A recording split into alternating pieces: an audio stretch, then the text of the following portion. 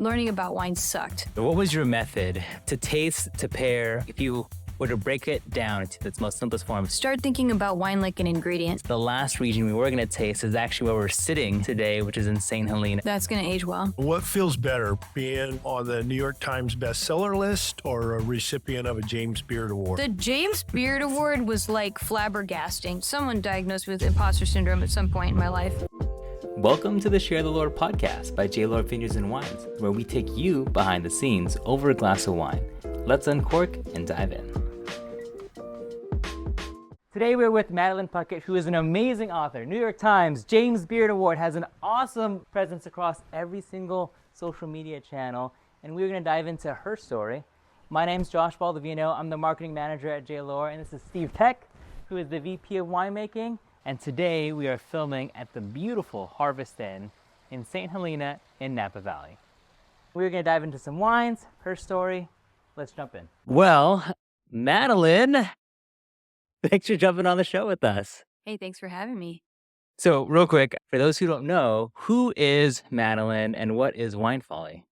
Well, I'm me. My name's Madeline Puckette, and maybe starting in 2010, but really legitimately, like official business license wise, starting in 2011, I started a company called Wine Folly, which was initially going to be a wine club, an online wine club, and then turned very quickly into a media/educational resource about wine.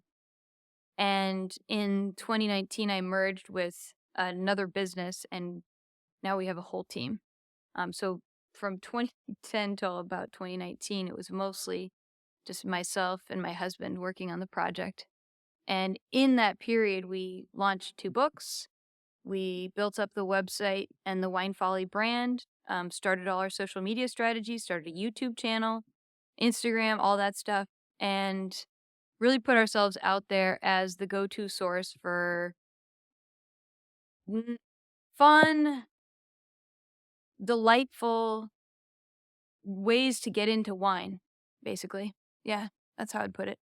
Well, I want to say I'm in the wine industry now for 4 years. Steve, a little bit longer than that. Yeah, I started before I was legal drinking age. I'm 17. Yeah, me too. Yeah. Good So, way. well, maybe he's a little more classically trained. Your books and your YouTube channel is actually one of the first few ways that I started to learn about wine as I got into the wine industry.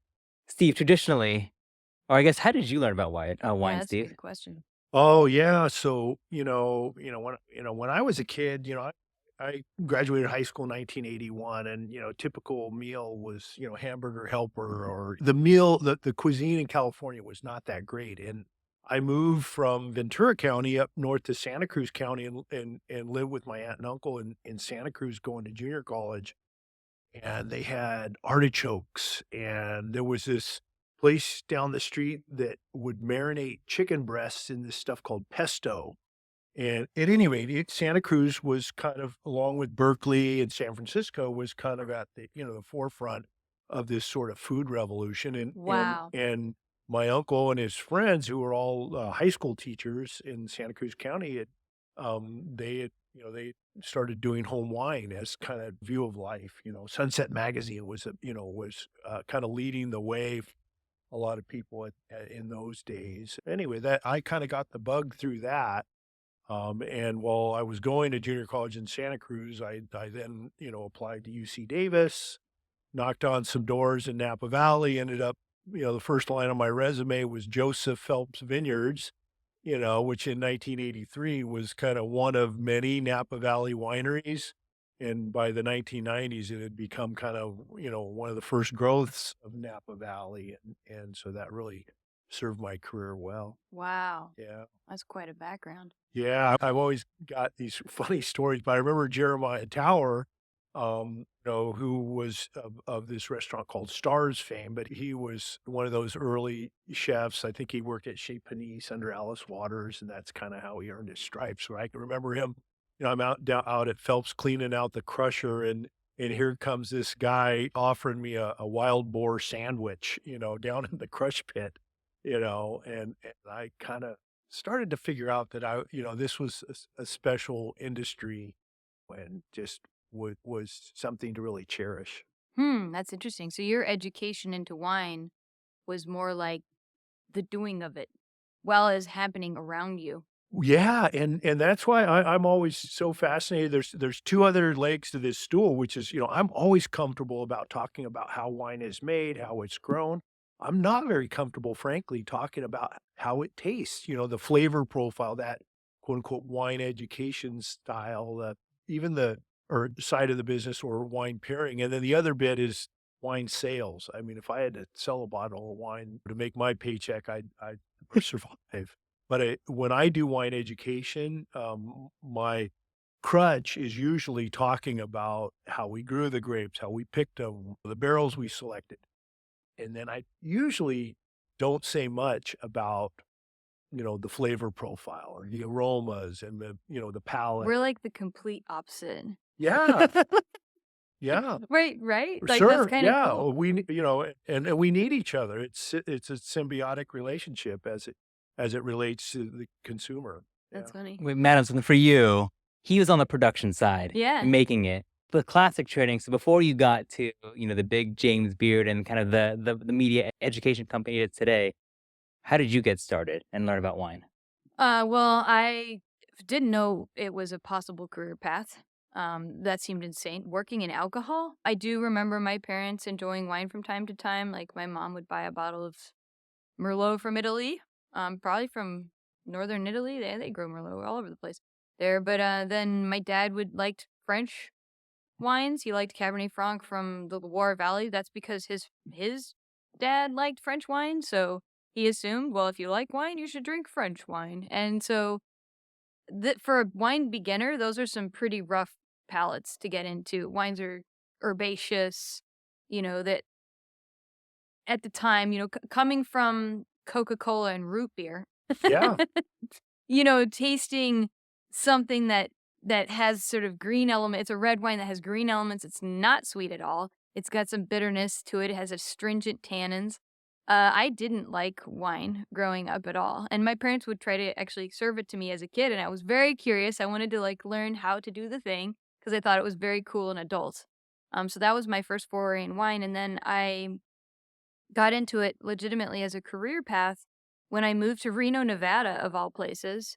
I was working at a newspaper that during the crash of 2008, 2009, they outsourced I was a designer. I had a degree in art and I had a degree in music technology composition.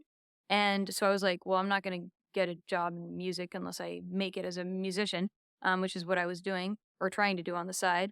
And then I started working at a paper doing ad work, design as a designer. And they outsourced my entire department to Bangalore, India, because they were trying to cut costs. And my entire department got laid off.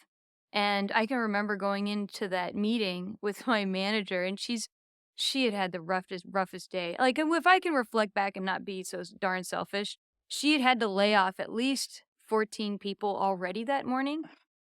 And she had scheduled meetings with people and they would come in and she had somehow split it up in the departments so that nobody really knew what was going on. They knew what was going on, but they didn't really know what was going on. Mhm. And sure enough, I got my call and I went in there, and by that time she took a look at me and I was like, "Hey, I just started here. I was doing really good ad work for you guys. You guys are already laying me off." And she started crying. I think I was like the last straw. Like she was just like, "You're going to do great. Yeah, you're not meant for this." And I was like, "You know what? I'm not. This is not my jam. I don't like working in a dark office." I mean, I do like working in a dark office, actually. I take that back. I like dark studios. But y- it was just not the right fit. So I went to a wine bar to drink my sorrows away, and I met this guy there named Rick Martinez. And we followed each other for a long time, and he became my mentor. And essentially, he's like, "Hey, you want to work for under the table of cash while you collect your unemployment and try to figure out how to afford your house?" And I was like, "Absolutely." He's like, "Here, read these books." And he clunked down these big, heavy books. Sotheby's Wine Encyclopedia was one of them. I can't remember the other one, but Tom Stevenson. So these just really opaque, hard to read books. But I slogged through them and I came back and he gave me a job. And that's how I got in the wine business. And that's how I started to realize that learning about wine sucked because those books were so hard to read. Mhm. And so so my whole journey into wine was, how do I teach myself wine? Well, when you really kind of committed yourself to this career in wine, did you consider changing your last name from Puckett to Puckette? You know, It's funny. yeah. It's funny because this is funny. Yeah, but Mrs. Bouquet, you're talking about, yeah, I know what you're talking about. So I have always called myself Puckett, like rhymes with bucket and other things. So when I moved to Washington and I was a certified sommelier and I was working in restaurants, somewhere in there, people started pronouncing my last name Puckette, Oh. like little Puck, Oh. Puckette, instead of Puckett. And I kind of like it. Like, Madeline Puckette. Oh, she's a little so You got to French it I up, yeah. I have been Frenchified, absolutely. So yes, I could totally change my name. Madam of the house. But That's- you could call me whatever. I'll probably answer to just about anything. Well, you'll have to tell me how you actually want to pronounce for the intro. Let me wet our beaks a little bit as we talk about Frenchifying the podcast, I guess. This is our 2022 J-Lo Arroyo Vista Chardonnay from Arroyo Seco, Monterey. Madeline, what I would like to know, Chardonnays, oak Chardonnays, what are your favorite pairings with it? Well, every wine is different, so I could give you a pairing for this particular wine, maybe. Ooh.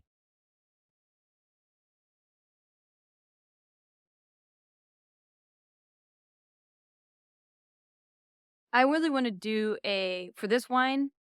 It's rich and it's got that kind of corny aromatic quality. That not disrespectfully, just it is what it is. Let's stay with that.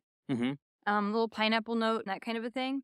I I really want this wine to go in when you pair wine with food, you can go as a congruent pairing. You can stay in the same vein, or you can go complementary, like Like lime contrast. and like lime and coconut. So or complementary. So for this one, just on the nose alone, I can tell there's acidity in this wine, but because we have that cream corn quality in the pineapple, I bet you it's a bit richer. I haven't tasted it yet. I'm thinking a congruent pairing, so I almost want to pair. This could sound crazy with corn chowder. Mm-hmm. Yeah, maybe even polenta or something in that regard. Yeah, I see it it. has good acids. I think if you had if you did a corn chowder with like some maybe even like roasted corn on the top, like off the grill, make it like a high class corn chowder kind of thing is what I'm thinking. Maybe with some little pieces of bacon or extra flavor. I think that would be fantastic with this wine. And that's a crazy pairing, but I like to go I think it would work. Well, what I like about your suggestion is you're not necessarily, sticking us on a meat dish, again, or even a fish or something. Because today, I don't know what fraction of meals in restaurants today are people just ordering vegetarian. It's probably more than 10%. Probably people are looking for something beyond pairings that go with, meat dishes. Yeah, this for as rich as it smells, it has a really good acidity on the palate, which I like in a Shardy. So I think that's right there. So yeah, you could do that. I'm just thinking about vegetarian pairings. What I might match with this. It's a toughie. It's a tough choice because I do want something creamy with this in some kind of a way to cut through that acidity, even if it's a risotto or something like that. Like if you did like risotto with corn, like I'm really sticking on the corn theme here. Yeah. Or like a succotash. Like if you were gonna have like a meat dish, like a chicken or something like that, if you served it on a succotash, that would be kind of like corn succotash would be really Hey, good. Josh, can you define succotash for me? Alexa, Siri. No, Succotash is when you take a whole bunch of vegetables and you make small dice out of them. So it's usually like zucchini, carrot, corn, maybe bell pepper, and then you saute that up with Oh, whatever oil, butter, whatever kind of thing, and salt. And it's real simple, but it's like about the flavors of the vegetables, and all the colors come through, and it's just beautiful. And it's like you put a bite in your mouth, and it's just like boom, vegetables everywhere. So yeah, that with corn succotash would be like pretty good. And you could put some herbs in there too, give it a little, or some chili pepper flakes, something like that, Aleppo pepper. That would be pretty good. I really like the way that you describe not only what the wine is, but the pairings. And we are going to hit lunchtime soon, which makes me even more hungry. How long did it take you? What was your method to taste, to pair? I mean, obviously, it's tasting a lot of wines, tasting a lot of dishes with wines. But like, if you were to break it down into its most simplest form, if someone wants to get better at it, what would you tell them to do? Start thinking about wine like an ingredient. You're a chef, and when you are blind tasting wine, it's helpful because it removes you from what you think the wine is and what it is and turns it more into an ingredient. So this wine smells somewhat buttery and it smells somewhat corny, right? And if I was a chef working with corn as an ingredient, Hmm. I would want to be like, what's my salt, fat, acid, heat match? What am I going to, and this has acid. So we already have acid here. So there's already like a vinegar quality if you were to add acid to your dish. So that's why I say I want creaminess to cut through that vinegar. It's not vinegar, it's wine, but it still has that same level of acidity. Like this, I don't know, what's your pH on this dog? You happen to know? Oh, it's 3.3. I mean, Yeah. we have to push these wines through malolactic in the Seco just because otherwise the acidity is just off the charts. You mean it's awesome. I'm an acid freak. I have to admit. But yeah, no, it's good. It's got pretty high acid, so that's great. So that's what I do is I start thinking of it as an ingredient. And the person who taught me that was actually Michael Mina. When they were opening RN74 in Seattle, I was on the opening crew. He had this big, one of those sheets that you fold over, on a podium stand or whatever you call that. And he's like flipping pages over and he kind of draws a picture and is like, there's this, you got salt over here, you got sugar, you got fat, and you start seeing them as these components. And then flavorings are like flavor pairings. Like, why do certain things go together? And they always do go together. Like, I'm going to try to think of an example off the fly here. Okay. Like, why do vanilla and cinnamon or baking spices and cinnamon kind of go together? Or that kind of a thing. Or like, why can you put chocolate and chili pepper, red chili flakes together? Why do those always work together? And they always work together. So then you start thinking about it in terms of these like caramel and walnut and chocolate kind of go together. And so you're starting to learn, you start paying attention to these flavors that you see periodically and what creates them. And you start realizing, oh, there's actually some like things that I can lean back on, some classic flavor profiles. So if you get a wine that's really spicy and might remind you of chili pepper, you could be like, I wonder if that would go with chocolate, right? Mm. Maybe it would, right? If we had the right balance of things working together, maybe it could do that. So that's kind of how I learned it. So try a lot of things, smell a lot of things, and pay attention. That's it. That's all it takes. Paying Love it. attention. Steve, throwing it to you on the production side, right? And initially, it's about how is this wine made? How is this wine made? I'm sure there was a point in your career where you had to go out into the public a lot more often than you normally would as a cellar rat, maybe, and talk about wine pairings and how it tastes. How was that transition for you?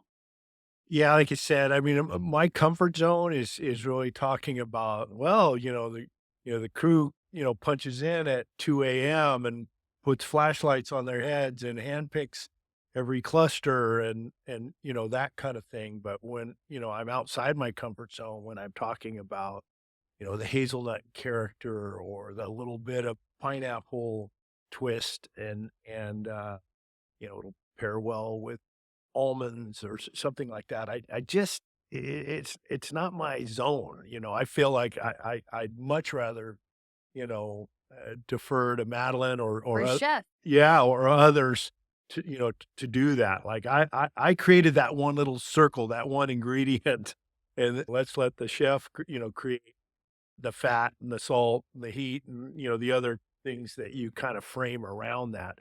That said, my view of wine has always been that it's part of a meal. I've never really been much of a happy hour person or I don't go to bars per se.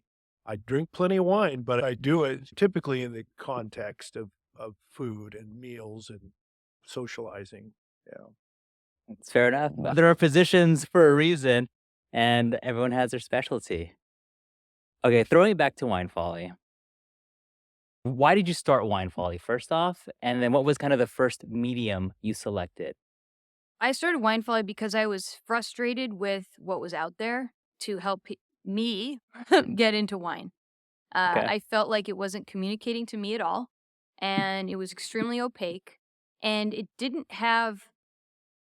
it was almost opaque on purpose. Like, if you were to back out and try to make sense of all the information, none of it matched. I couldn't get a 20,000 foot perspective or a 30,000 foot perspective of what was going on in the wine industry. I was only getting these little fractured pieces here and there.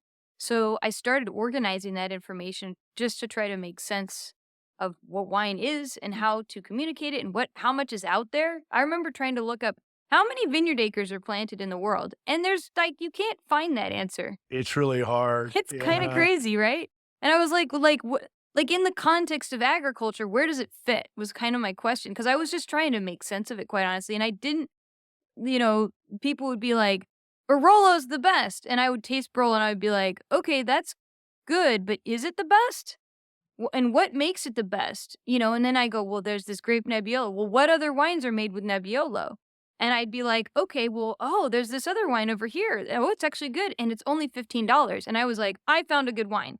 So I felt like I like unlocked something where if I could sort of make sense of the wine world, I could go find great deals Mm. everywhere.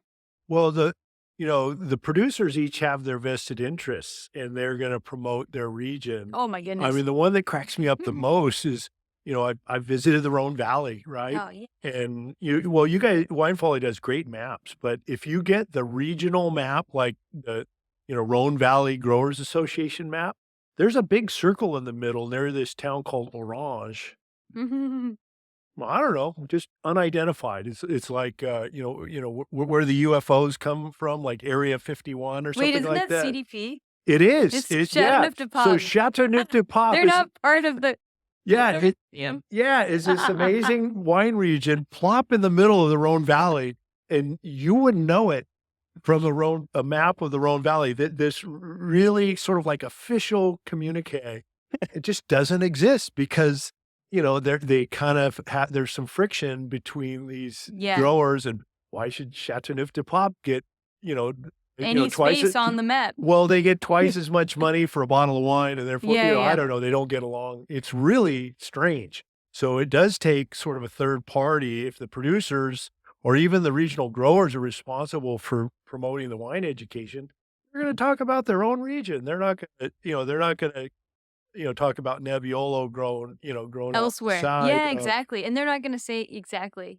I love that you said that because I have experienced that in the work that I do where they'll be like, "We want you to do this." And I'll be, "But that's right next to there, here." And they'll be like, "No, don't talk about that at all." Like I've heard it directly from regional associations that we don't talk about them.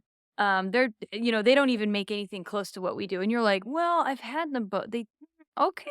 All right." So there is that kind of competitiveness that's within the wine industry, which I think actually hurts us.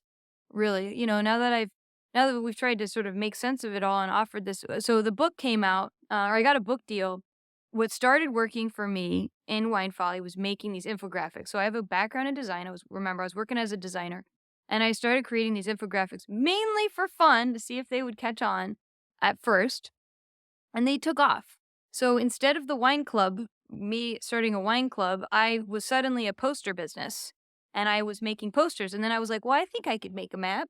And so I started hand drawing these maps, basically digitally, and offering those maps for sale. And God, they must have been terribly inaccurate.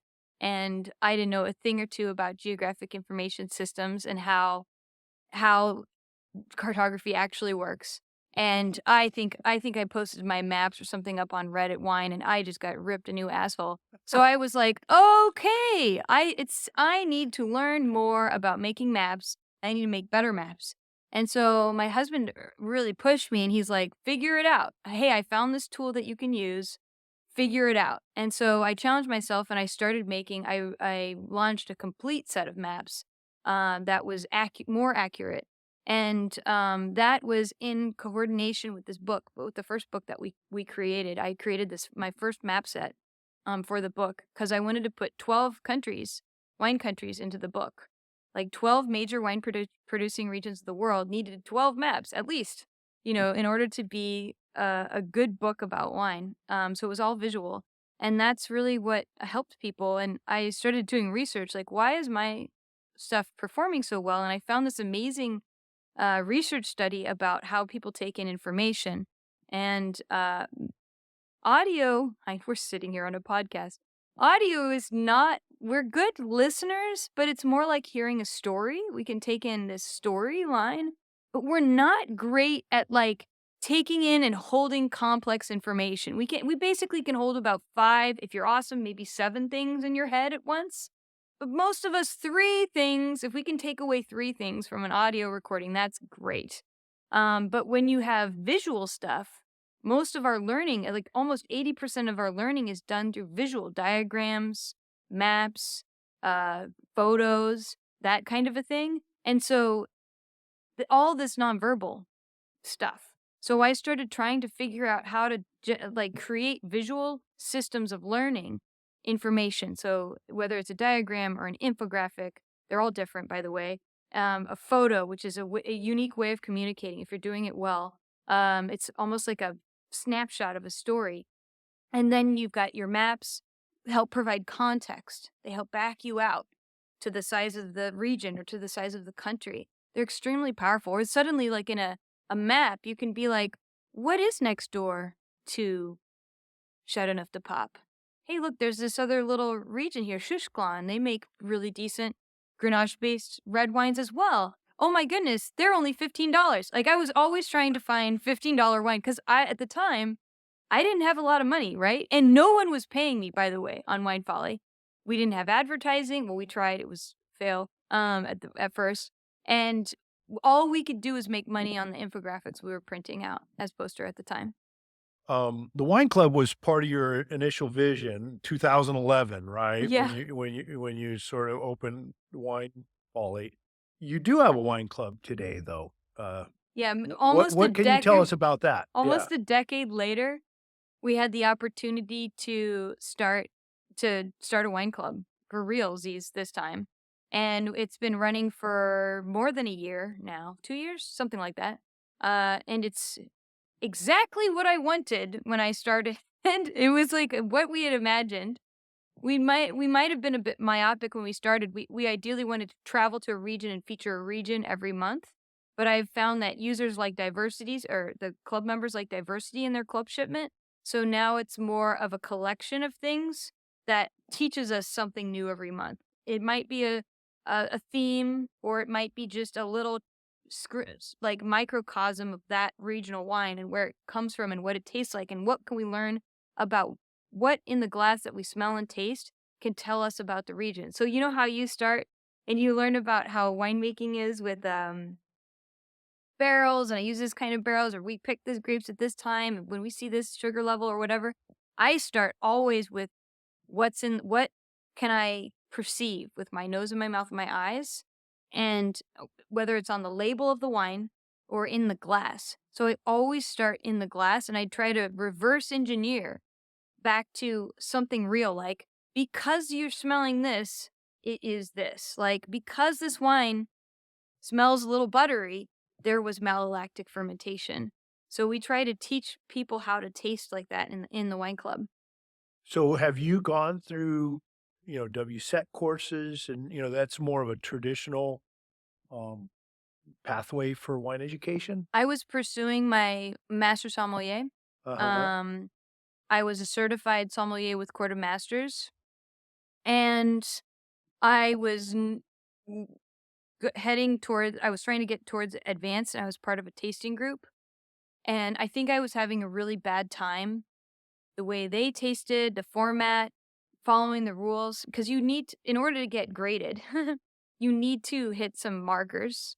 In order for them, now that I grade people, I understand this, but at the time I was very frustrated with it.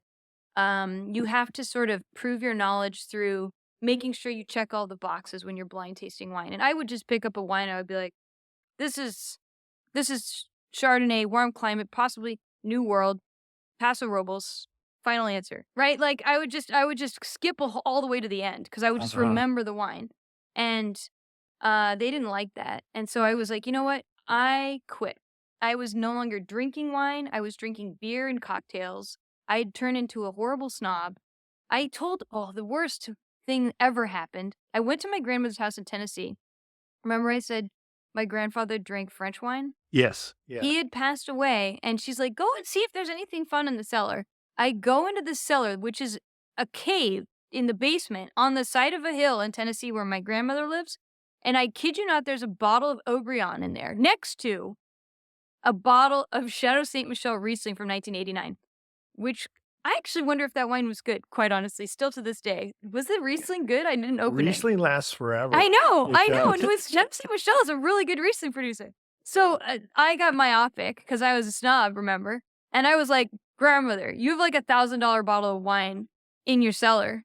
We should sell it. And she's like, no, let's open it. And I was like, Grams, I love you. You're the best. Like, I can't believe you're going to open $1,000 bottle of wine for little old me. So I did this whole thing. I decanted it. I did like a light decanting. I was so excited to taste this bottle of Obrion. And I had, as a starter wine, while the wine was decanting, a bottle of Reserva Malbec. Good vintage. I think it was a 2010 or 20. It was one of the good recent, older vintage, but, at the time it was current. And my grandmother, after we decanted the Obrion, now, Obrion 1990, it was clear all the way to the end. There was no sediment. It was perfect. It was the cleanest. It was so clean. But it smelled like cigars and old tobacco and leather. And, it was, to me, I was like, oh my God, this is amazing. To my grandmother, she was like, ew. She liked that fruity young wine. Yeah. She liked the Malbec from Argentina. And I started to she went to the other room with her glass of Malbec and she was happy. And I started to bash my grandmother in front of my boyfriend/husband. And he just was like, you are doing it wrong. You have turned into your nightmare. You're a snob now. Look at you. Look at what you're doing. You're telling your own sweet, sweet grandmother, behind her back. And I was mortified. I hadn't realized I'd turned into this evil monster. And that's when I quit the court. Okay. And that's when I started Wine Folly. Actually, it was shortly after the Obrion, quite honestly. So yeah, I don't know what we were talking about. This is how my brain Well, works I was right now. talking about the wine club, but really, I mean, I just, it's been 13 years, and I was just kind of interested, to see your original vision for Wine Folly and what twists it's taken. I mean, it has, did the original vision get fulfilled? Did it, So has the it taken book, some turns? the book was never supposed to be the only thing that we did. We have this vision for the website to be a resource in the long term. Just like you said that the producers of the Rhone Valley have no affiliation with CDP. Well, I would like to maintain the information for that region and have that information in a digestible way, almost like a visual Wikipedia to the world of wine. And we're working on that still to this day, and hopefully we'll get it done soon now that we have a team working on it, because I have a lot of, and then, so I wish I had that done by 2018, but I didn't, when the second book came out. So that's been a slowdown. And then social media, because after 2020, everything changed. How search operates, how you can grow a brand. You can no longer use, now that AI is writing all the articles, we've seen a major plummet in our site traffic, because Google's trying to find real content. So they're using different protocols to do that. So it's everything is kind of up in the air now. So the thing I'm investing in now is YouTube heavily, because it's real hard to simulate humans in front of cameras. It's going to take them a little while at least. I won't look as good as those AI models, but I'm hoping my personality will make up for it. So we have our YouTube channel's grown enormously, and so we're making sure that every topic we've covered on the website, we're also covering on YouTube. So it's been some twists and turns, and I haven't finished this initial goal that I want to do. I'm still working on it. Yeah. It's like my life's work, actually, quite honestly.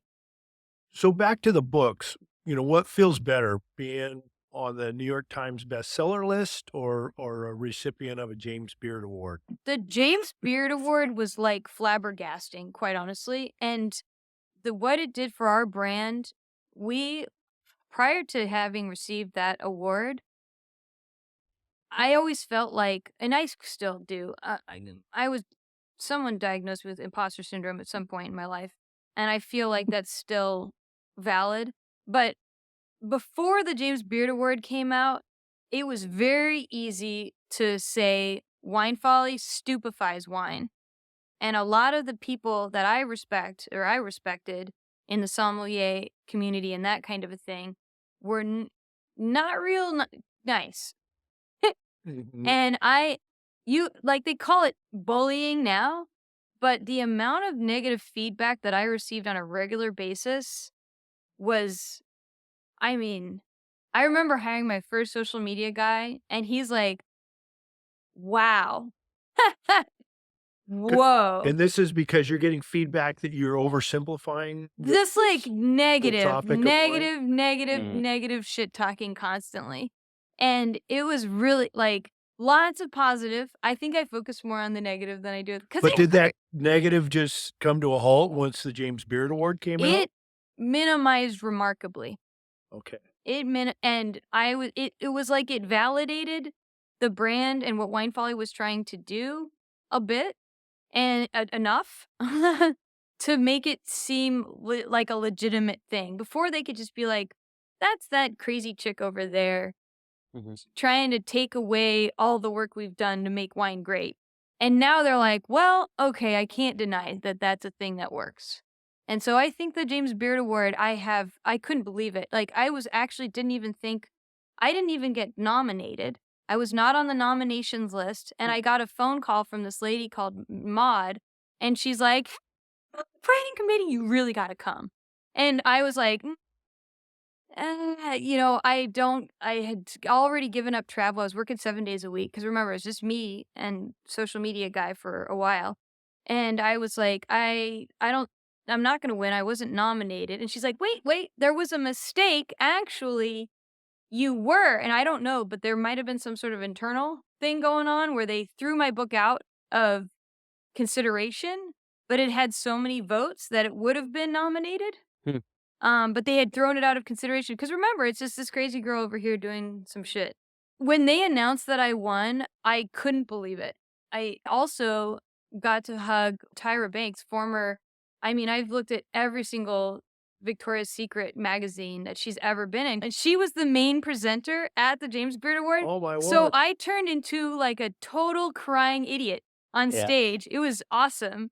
And Did there's they have to play that music to get you to kind of, get wrap it off the up? stage. Yeah. I had turned into a great hot mess after that. I couldn't believe it. Like I couldn't believe it at all. If you can find my speech online and it's ridiculous. It's hilarious.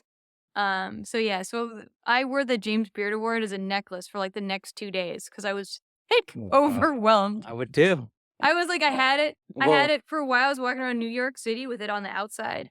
You know, it was like swinging back and forth and hitting me, and I was like, "Oh yeah, feel that weight." Silly. No, but I mean, congratulations. I mean, that is a weighty award, and isn't given lightly. And so, No. I mean, I know you like to take a kind of a comedic approach to things, but you got to take a bow. You got to accept that praise, and Yeah. yeah. Well, how about you have a little bit of wine left? So Oh yeah. can we cheers we can do to that. Yeah, we can cheers to Alright. that. Yeah, that was Yeah. crazy. That was a crazy day. I'll say, coming in on the red eye and then the event. Well, I let's move regions really fast. There's 3 different regions, right? We went Monterey. That's why it has so much acid. It's Arroyo Seco, so it's like Winkler Region 1. I mean, it's really I was like, cool this there. doesn't taste like Paso. I was like, I need to learn. I wasn't sure. Right. Yeah, And then well, you that's said true. Arroyo Seco. You're totally right. It has a lot of acid.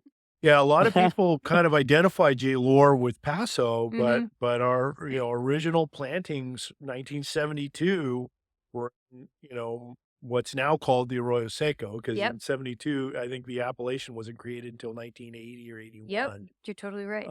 But yeah, it is just a stellar location. I mean, in my mind, it is the Rodeo Drive for at least south of San Francisco as far as Mm-mm. place to, grow and produce Now put us on the Chardonnay. map in our minds. So if you're in Monterey, and that's the Salinas Valley, and you drive into the Salinas Valley almost to the end, right? To get to Arroyo Seco, right? Or no? No, Arroyo Seco, you've got Gonzales and Soledad and then Greenfield, California. So you're still north of King City. Okay. King City, you start to get where you could consider growing something like Merlot or slightly warmer climate varieties. But Arroyo Seco is kind of a sweet spot there for north of King City, but south of Soledad. You start going much north of Soledad, especially on the valley floor. The wines can be a little austere. They can be, you know, um, and then uh, and then if you go up against the foothills, you're in the Santa Lucia Highlands, Mm-hmm. and the northern end of Santa Lucia Highlands, you don't see Chardonnay planted. You see Riesling, and then Really? yeah, and then you'll see a little Pinot Noir, and then you'll see Chardonnay. The northernmost plantings. Yeah, because start getting, you know, too much of that ocean effect, you just won't reach ripeness to produce table wine. Wow. Yeah. Wow, that's So fascinating. I mean, yeah. Yeah, I yeah. like Monterey's the Salinas Valley, that's a historic area. Oh, it is, if you like read That's East of Eden, by John Steinbeck, all that, even when I talk to the old timers, you're like, what did grandma call the wind? Because you're hoping they're going to come up with some romantic term like the Mistral. But, the best answer I've ever gotten is, oh yeah, grandma called it the damn wind. They just haven't figured out how to romanticize that. Yeah. But it really does define that growing region. Because when that wind blows, the photosynthesis stops for 6 to 8 hours every afternoon. And so one of the peculiar things is where the temperatures there in the Rio Seco would be spot on with the Russian River, the harvesting time is later. So once Russian River finishes harvesting Chardonnay is when we start. And again, it's only because we need that additional hang time because, every afternoon from, June to September, there's a 20-mile-an-hour wind blowing, for 6, 8 hours a day.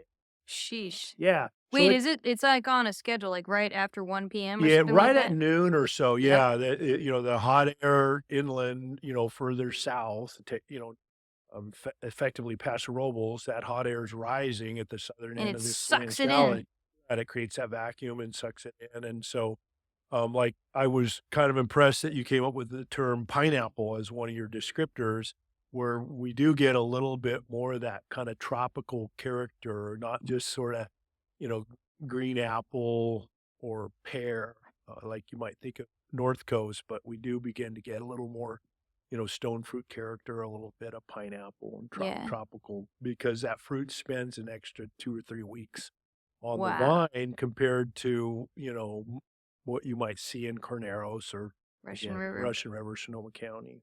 So, Wow. well, what's in our glass now? Yeah. Well, we're going a little more south to now Paso Robles. I know that you've been spending a lot more time recently, it seems like, in Paso Robles. This is a red blend, by the way, so primarily Cabernet and Petit Syrah as a mixture, and I'm sure Steve Peck can add in a little more color to the production outline. Well, Well, speaking of color, it's got a lot of color. it does. It does. I don't know how far I want to lead you, but the main two components in this wine are Cabernet at about 2/3 and Petit Syrah at I was about a gonna say, third. there's something non-Bordeaux varietal. I was Yeah. gonna say Syrah, but I didn't know any So better. Jerry Lohr calls it a, Bordeaux Rhone blend, which of course it is. But it's not just any Cabernet. We actually, one of our vineyards is in this cooler, kind of region, what we call region 2 in terms of the heat accumulation. In the little low points of the vineyard, we'll get some Cabernet that kind of has this minty character that is kind of controversial among, Bordeaux producers. So we're really trying to create this kind of layering of flavors, that kind of greener, more herbaceous side of Cabernet. with this really overt blackberry from Petit Syrah. Petit Syrah. Yeah, I was getting the blackberry on the nose for sure. Big time. It's interesting that you say the herbaceous character in Bordeaux varieties is contentious, and you would be right, and you would also be wrong, because I have been talking to more of the high-end sommeliers who buy for cellars and like all this kind of stuff, and they are geeking out on herbaceous Cabernet now. Minty, leafy, more in that style. They still taste rich and generous on the like when they're done well. Well, are they wearing those wide leg pants like we did back in the Oh, I 70s? hope so. Because it is kind of a retro thing, Yeah. when I was kind of early in my, wine appreciation years, I remember Louis Martini and those wines were pretty green back in the, 80s and great, my brother was kind of a collector and well, do you like it? I don't know. I think I like it. That kind of that bell That's pepper funny. thing. And then, well, we weren't sure whether we liked it or not, but boy, Robert Parker sure set us straight, a few years later that, He did that not like it. no, he really kind of settled that argument about whether, green, minty, green herb characters, whether that was a good thing or a bad thing. And Wine Spectator and, most of the critics kind of went along with that. But wouldn't you say that we're kind of past that era too, though, in a sense, or are we? Well, I do think it's, the pendulum swinging back. And again, much is the way that, we're seeing some of that bell-bottom fashion reemerge. You're also And seeing. you were wearing bell bottoms too. I'm imagining that. Yes. And I'm imagining you standing around with bell bottoms on, smelling this wine and being like, "Do we like this?" Well, I think it's 2 weeks from now. We're doing a 40-year reunion at Joseph Phelps. Like all the, the cellar rats are getting together. Wow. We weren't called interns in those days. But yeah, I've actually got an old box I'm supposed to look through to see if I can find any old photos from back in, 1983, 84, 85 was when I That's worked awesome. there. Yeah. Yeah, that wasn't quite bell bottom era, but we were still doing interesting things with pants. My hair was pretty long.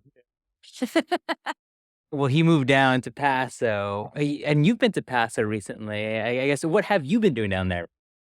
So now we are doing courses online, having figured out sort of an educational model through articles and, I mean, over 1,000 articles, millions of words on the topic of wine, and actual data Mhm. of seeing people experience our content. I created an educational model that I think is the most fun. So we have these online courses. So when I came down to Paso, I was working on a Paso Robles 101 course. So if you want to know about, so for someone who is maybe traveling to the region and wants to do a trip there, it's not to, it's, I mean, I think it may be $50 or something like that. You take the course and suddenly you're way more confident and you can schedule your tastings, and when you show up in Paso Robles, you feel like I haven't been here yet, but I know this place and I know what I'm looking for now. And when I want to try a wine like this, I want to try a wine like this. I know what Paso Robles is known for. I know what Paso Robles isn't known for. So when I find something that doesn't fit the mold, that's interesting too. So that's what the courses. So our 101 courses are regional, so for like travel, and then we have a generalized one for people just who are like, I'm not confident in wine and I just want to feel confident. And then we have a 201 level series, which we've done France, Italy, and we've had a generalized one for there too, that are more like, hey, I work in wine and I need to know my shit. And the 201 is maybe equivalent to like a WSCT level 2. So if you're actually pursuing WSCT or if you're pursuing a sommelier track, it would be good practice. There's tons of quiz questions. You'll get a certificate from us as well, that kind of a thing. So the courses have been, for me, now that Wine Folly is growing into this resource, how do I use this resource? So they're almost like a guide to using the resource. Well, I find it fascinating for a regional visit. So, and their gateway to that is the wine itself, the product. It's not like, I want to go somewhere that has music or where I can take my dog or it's about like I love Cabernet Franc and I want to find it. So am I understanding it correctly that Yeah. that's really how you're going to direct these folks is, finding interesting Grenache or or Well, whatever the I'll give you an example. So for Paso, we we had built this regional guide for Paso where you can find all the wineries and all this information about the region, and we turned it into a course essentially where we teach you about what the climate is like there, the grape varieties that grow there, the major grapes that are there, but also like how does the climate affect ripening and what what you might expect to find here, like in terms of taste and flavor in the glass, and uh what the I mean the thing with Paso, which is crazy, is it used to just be one region, right? And now it's 11. 11, yeah. And so each of those sub-regions has a different profile, but as a general user, you're like, "Well, I have no idea what this means." So we break it down and we go, "Well, if you're in this region, you might expect to find things like this. If you're in this region, you could expect to find these types of character because of where it's located in the valley." And all those little minor microclimates matter. Like it makes a real difference in the wines, as you well know. But for a user, it's like Yeah. mind blown. And we also cover a bit of the history. So we talk about who, what, where, when things were happening. When did Cabernet hit the ground there? Where were some of the oldest vineyard plantings, right? So when you're driving around the area, you could be like, "Oh my God, this vineyard on the side of the road." And you could get out and just be like, "I am losing my mind right now." I think I was outside of Tin City and there's an old vineyard right in front there. Yeah, And I'm like, people, this is historic. It just looks like I don't even think they Well, one year they didn't even harvest it. that's the Ducey Vineyard I of Ridge fame. I know. I literally got out of my car and I was like, "Oh my God, oh my God, oh my God." And I want people to have that experience when they go to Paso and see a vineyard and be like, "Honey, bunny, I think that's the one," and like lose their crap, right? Because Yeah. that's the geeky thing to do, is to be like, "This is actually really special to be here right now." So we want to give them the opportunity, have that deep experience when they go to a place. So thank you for making the Paso course. I want to geek. We geek it out on of the marketing side. I mean, of the wine side, but I want to geek out on the marketing side now. Mm-mm. There's, like you said, like you're focusing more on YouTube. You launched a course, obviously best-selling author. How are you seeing wine consumers interact with wine content today, and how has it changed since you started? The hero is way more important than it's ever been. And that would be my foundational way of defining whatever I'm going to say next. Okay.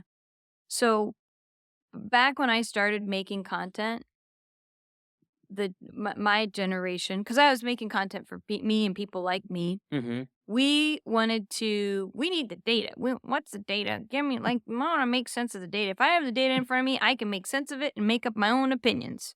We're a punk rock era. We don't care what the man says. We're going to do whatever he says. We're going to do the opposite, Yeah. right? Now, I feel like it's changed where we want to find a hero who we can relate to and connect with, Mm-hmm. and we want to experience what they're experiencing. And so the rise of the influencer, if you want to call it that, but it's a hero era right now, to me, if I was to try to put a finger on it, which Yeah. terrifies me because I'm like the girl in this. I'm a studio artist. I would love to hide in a studio and for you to hear and experience the work that I do. But I'm also a little bit coy, despite the gregarious attitude you see in front of you now. I'm very sensitive. So the hero thing terrifies me, quite honestly, and I'd love to do more of it, but I'm also scared of it. But I think people are looking for that person's doing the right thing. I'm going to follow what they're doing and see where it takes me. So that's the change that I've observed. We're probably going to pendulum swing, like you said. We're going to go back and forth because eventually our heroes will disappoint us. Mm-hmm. As So- they do. So does your foray into YouTube, does that effectively create yourself as that hero? And Well, I'd love to have multiple heroes on that channel, quite honestly. because there are people who don't look like me and have different experiences than me who are also having a pathway into wine.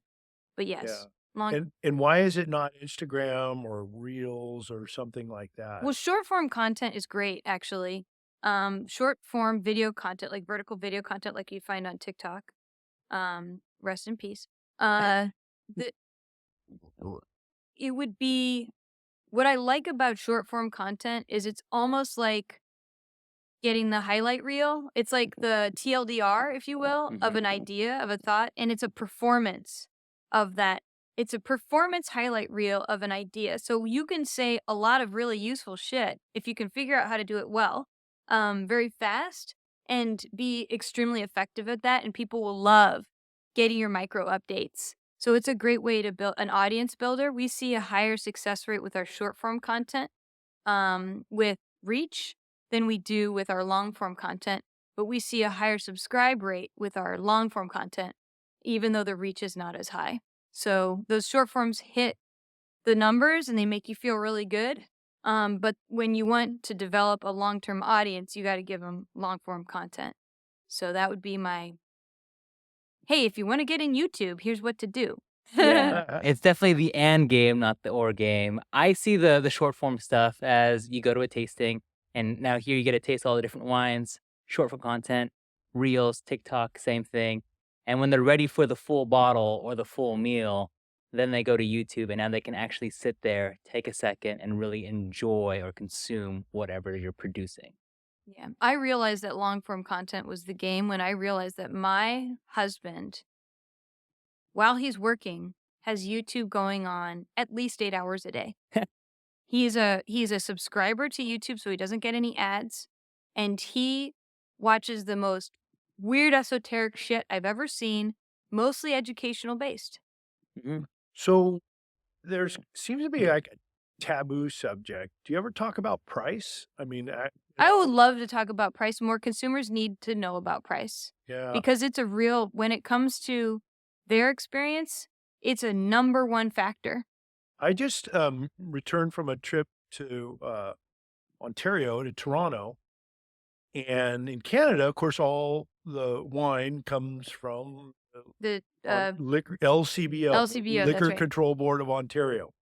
So everybody, the price is the same for every wine everywhere. So if, it doesn't matter, who the producer is, what shop you buy it in, it's going to be the same across, at least across the entire province, and for the most part, across that whole nation, honestly. And good old monopoly. yeah. Well, I'm not advocating for that system, but what I will tell you is it turns, a wine tasting event kind of into an exercise of consumer reports, because suddenly, the prices are on the table. They're in the room. And the biggest faux pas you could do here in Napa Valley, if you go to into a grand tasting, is ask how much something costs, right? I mean, Oh it's my just God. not part of the conversation. You know it's too much if they can't talk about price. Well, and I'm not talking just Napa. I mean, I'll go to Las Vegas, or I'll go to LA, or I'll, any number of places, but it's not always a topic of, where I felt like, in Canada there was really just this reference back to kind of quality relative to what you're paying, for that particular bottle of wine. The price question is more important today. We're in a cycle, as well as we have a lot of new wine drinkers. People are afraid that wine is going to fall into disrepair or whatever, because it's a slow onboarding period. But I believe there's going to be new wine drinkers, but they're experiencing that shift that I experienced back when I started getting into wine. Is like, I have about $15 to $20 to spend on a bottle of wine now, right? Like if I'm a beginner.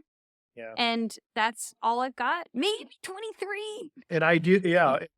But maybe I could split that in two and buy 2 bottles for that price. Exactly. So that's their perception, and it's that experience all over again. And we're going to continue to go through that as these generation groups grow of age, basically, and can start consuming and considering wine. And we'll keep going through that. So having an introductory option that's in that price range, I think, if I was a brand, I would always have something like that available. And actually, you guys do.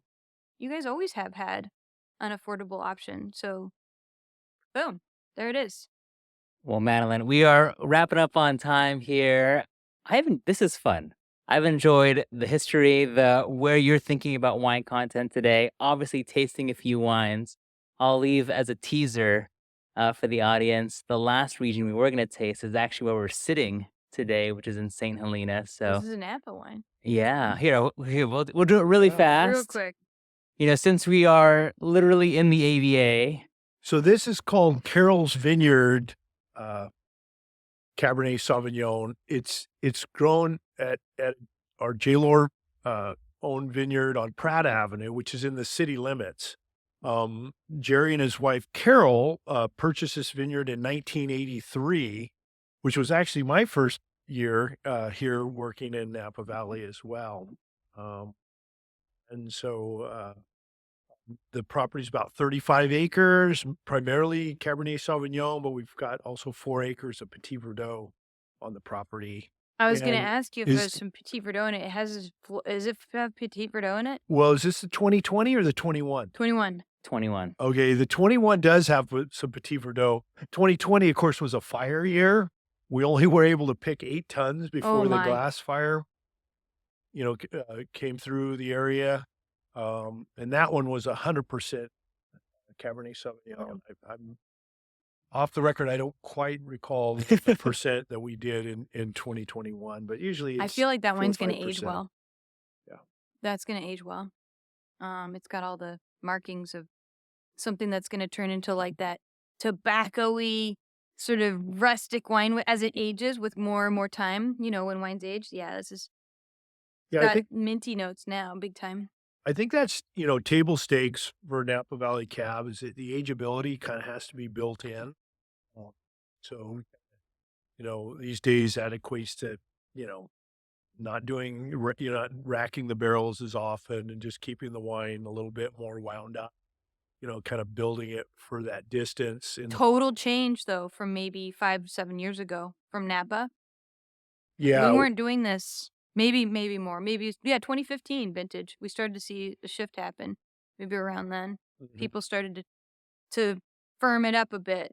Yeah, I think before that, you're right, there was a tendency we called it the 34 Club, so 30 bricks and pH 4, The well, 34 hey, club. I picked my Cabernet at 28 bricks. Well, Yeah. that's nothing. I picked mine at 29, and so on. So, but you're right. I think, 2015 was But a this is not something you want to drink right away, or you need it with food, or it's got to decant for 2 hours, and then you're like, oh yeah, like this Yeah. is definitely one of those wines where there's some education involved with the enjoyment factor of it. It's Yeah. an onboarding, so it better be expensive, or we need to figure out how to educate, right? Like it's like you said, you're standing around with your bell bottoms going, do I like this?